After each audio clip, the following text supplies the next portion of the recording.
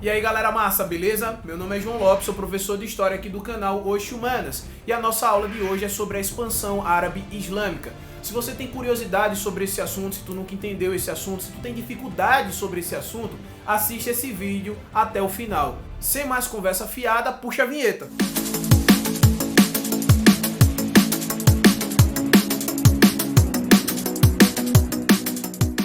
Bom galera, normalmente nos vídeos aqui do canal eu primeiro começo contextualizando e depois vou pro assunto propriamente dito. Só que nesse vídeo eu vou fazer diferente. A primeira coisa que eu gostaria que vocês tirassem da mente é a ideia de que árabe é muçulmano e que muçulmano é árabe. Ser árabe é uma coisa, ser muçulmano é outra coisa.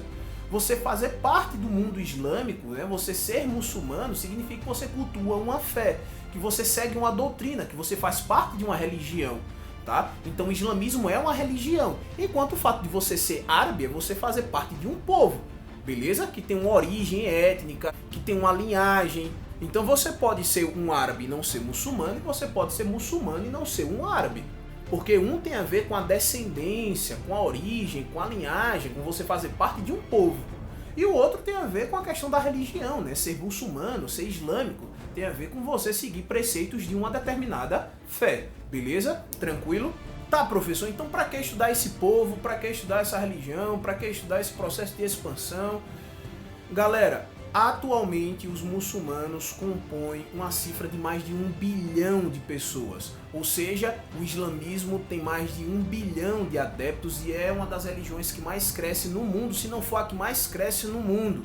Então a primeira coisa, a gente não pode negligenciar um dado como esse. A gente não pode negligenciar a influência que esse povo, a influência que essa religião vai ter ao longo da história da humanidade e que tem até hoje. O legado que o povo árabe, o legado que os muçulmanos vão deixar da Idade Média para os dias de hoje é muita coisa. A gente vai perceber na parte da aula que eu vou falar sobre a cultura muçulmana, sobre a cultura árabe, que eles vão trazer diversos avanços na área da medicina, na área das ciências em geral. Beleza? Tá, então vamos para a contextualização. Qual é o contexto do surgimento do islamismo? Qual é o contexto do surgimento do Império Árabe? Qual é o contexto da expansão desse povo árabe, da expansão então dessa religião que a gente vai denominar de islamismo? Sim, você aí de casa já respondeu, você aí de casa já sabe, sim, nós vamos ter que recuar ao período da Idade Média. É durante o período da Idade Média que o islamismo vai surgir, que essa expansão vai acontecer, então segura aí. A Idade Média é um período da nossa história que é dividido em dois momentos, a Alta Idade Média e a Baixa Idade Média. A gente precisa levar em consideração que as pessoas normalmente confundem muito achando que a Idade Média é só feudalismo. O feudalismo é um sistema, um modo de produção que vai ficar em vigor na região da Europa Ocidental, mais ou menos onde hoje é a França. Mas na porção oriental da mesma Europa, a gente vai ter a história do Império Bizantino. Ao mesmo tempo em que isso está acontecendo, lá na Península Arábica é onde vai estar o nosso assunto.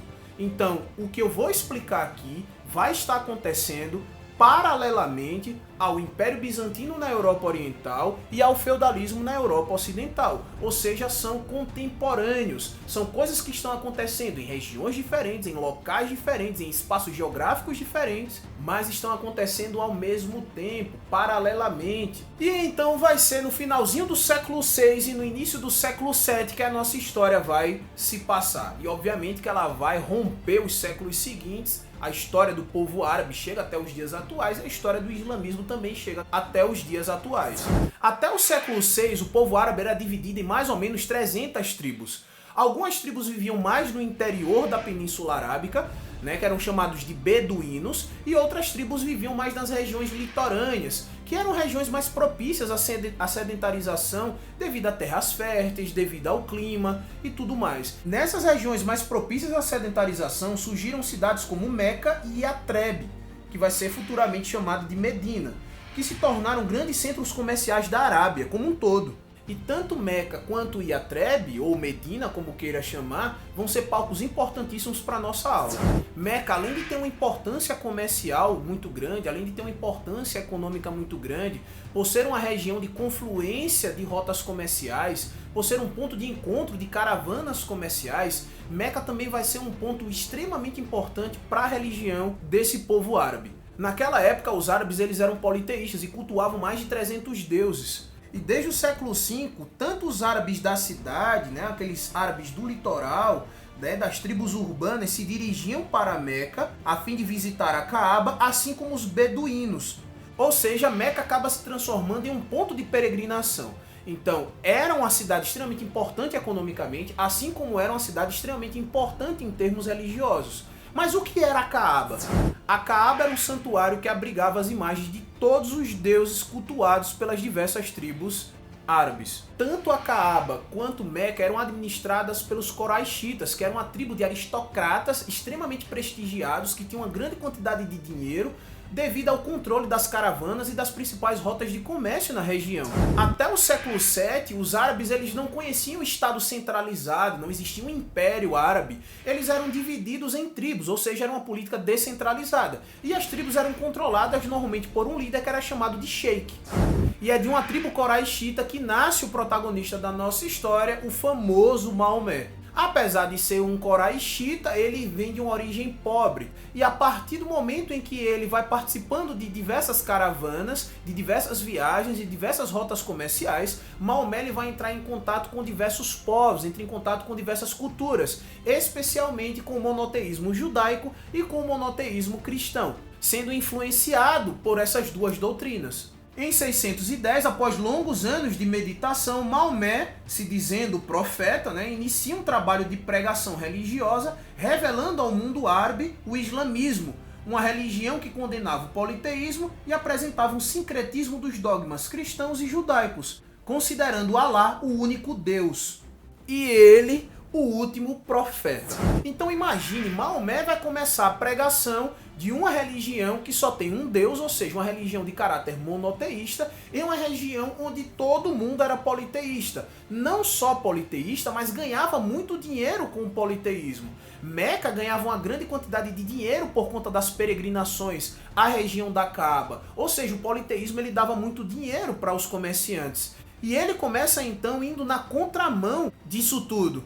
E a partir do momento em que ele condena o politeísmo e condena a idolatria na Caaba, ele acaba colocando em xeque uma das principais fontes de renda dos comerciantes de Meca, que é o processo de peregrinação.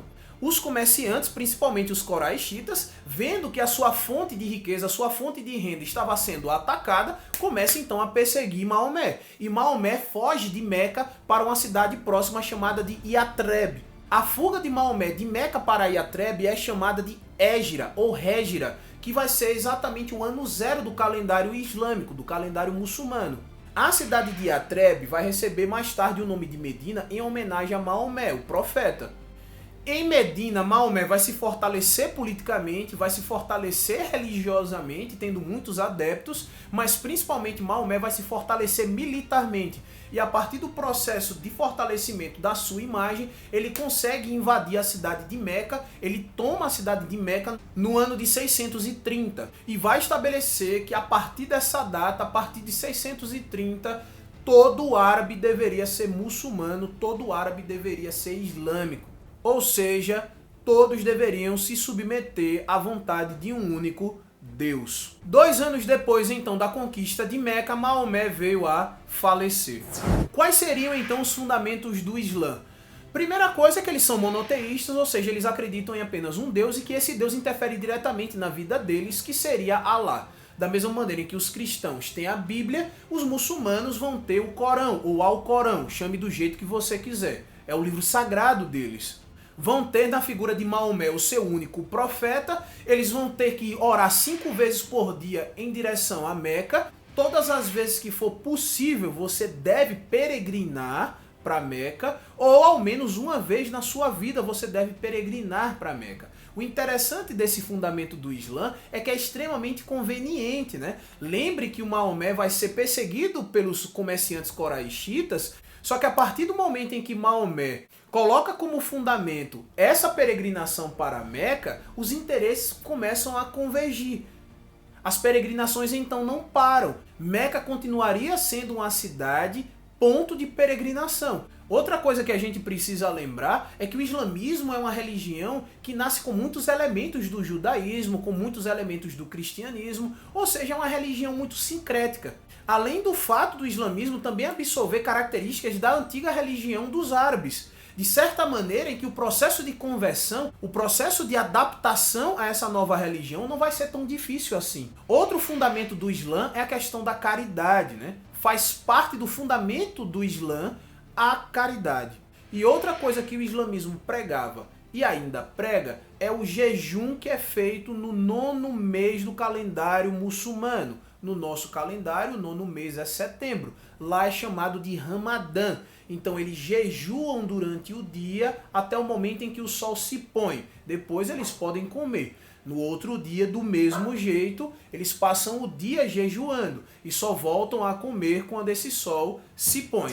Então a gente vai acabar percebendo que o islamismo se transforma em um fator de unidade cultural. A gente vai acabar percebendo que a religião islâmica ela vai ser um fator de liga entre o povo árabe. Da mesma maneira que a gente vai perceber que o cristianismo, né, e a Igreja Católica enquanto instituição vai construir uma unidade na região da Europa, especialmente na Europa Ocidental. Ou seja, a religião islâmica vai dar uma unidade política que vai acabar substituindo aquela antiga fraternidade tribal que existia entre os árabes. Assim, todos aqueles que seguiam a fé do Islã e se submetiam à vontade de Alá passaram a ser chamados de muçulmanos, termo oriundo do árabe muslim. Chegamos então em uma parte extremamente importante da nossa aula, que é a expansão árabe, ou a expansão árabe muçulmana, ou a expansão árabe islâmica, como você queira chamar. Por volta do século VIII, ou seja, depois de 100 anos da morte de Maomé, o Império Árabe já era gigantesco, tomando conta de uma parte da Índia, da Pérsia, do norte da África,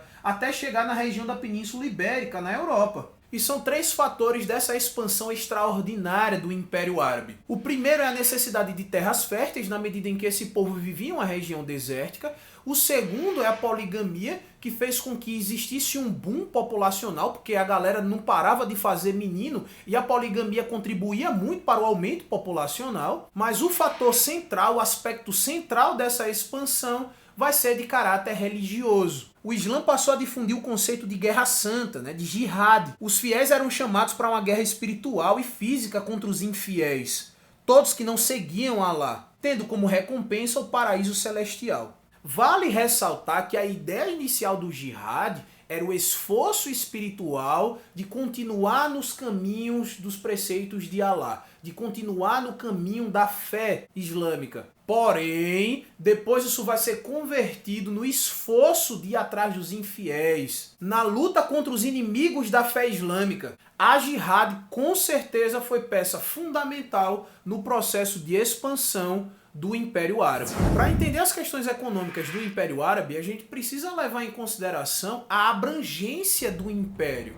o tamanho do seu território, o que vai gerar uma diversidade nas questões econômicas. O comércio é muito intenso, que vai fazer surgir uma grande quantidade de cidades, centros urbanos e comerciais extremamente vultosos, como Cairo, Córdoba, Bagdá, Damasco. Então, dentro do Império Árabe, a gente vai ter uma vida urbana e comercial muito dinâmica. Porém, a gente vai ter uma agricultura com um nível técnico extraordinário, no cultivo de arroz, algodão, cana-de-açúcar, frutas cítricas. Então a gente vai acabar percebendo que a economia dentro do Império Árabe é extremamente diversa. Outra coisa que a gente precisa levar em consideração é que dentro do Império Árabe era muito comum a comercialização de escravos e a utilização dessa mão de obra escrava. A cultura árabe vai conseguir sintetizar a ciência dos próprios árabes, com a ciência bizantina, com o conhecimento dos persas, dos indianos, dos chineses, dos gregos. Vão se destacar na astronomia, na alquimia, na química. Vão contribuir com a destilação, a obtenção do álcool, nitrato de prata, ácido sulfúrico. Vão se destacar na medicina, estudando uma grande quantidade de enfermidades. Vão estudar o tratamento de fraturas usando gesso, práticas de cirurgia, higiene bucal, anestesia. Vão trazer contribuições enormes na área da filosofia, da arquitetura. Com a matemática vão criar a álgebra, vão desenvolver a trigonometria. Então a cultura árabe é uma cultura muito rica, é uma cultura muito esplendorosa, é uma cultura realmente muito curiosa e que vai influenciar diretamente a sociedade ocidental, assim como vai influenciar, obviamente, a sociedade oriental. Os árabes foram extremamente importantes dentro desse contexto e essa influência não fica só nesse período histórico, varando os séculos até os dias de hoje. Na política, quando Maomé morre em 632, o poder vai ficar nas mãos dos califas, que deveriam ser descendentes descendentes de Maomé. Eles vão seguir um conjunto de leis, né, baseados nos princípios islâmicos, né, que é a lei islâmica chamada de Sharia. O problema é que com o tempo isso vai gerar uma treta dos infernos, porque alguns acreditavam que para ser líder político, para ser líder islâmico, você deveria descender de Maomé, outros acreditavam que não. É dessa divergência que vai surgir os sunitas e os xiitas. E vai ser exatamente dessa divergência, dessa divisão entre sunitas e xiitas, que você vai ter a quebra da unidade do povo árabe, a quebra do islamismo, da unidade islâmica. E isso vai contribuir bastante para a ruína do Império Árabe. Uma coisa que eu não poderia deixar de citar aqui é que esse processo de expansão árabe, que vai tomar conta do norte africano, do mar Mediterrâneo e uma parte do sul da Europa, tomando conta inclusive da Península Ibérica, vai contribuir muito para o processo de ruralização da Europa Ocidental, para o processo de feudalização. E isso você só entende quando você consegue compreender que as coisas estão acontecendo ao mesmo tempo. E repito, como falei no início do vídeo, em espaços geográficos diferentes, mas ao mesmo tempo. Então a importância de entender a expansão árabe é você compreender como isso vai influenciar a Europa daquela época, o mundo naquela época, e como a cultura islâmica, como a cultura árabe influencia até os dias de hoje. Ou seja, não é um assunto que você tem que negligenciar, ou que você deveria negligenciar. Jamais. Bom, galera, então é isso. Espero que vocês tenham curtido, espero que vocês tenham gostado, mas principalmente espero que vocês tenham entendido. Obrigado pela atenção de vocês, até a próxima e tchau, tchau!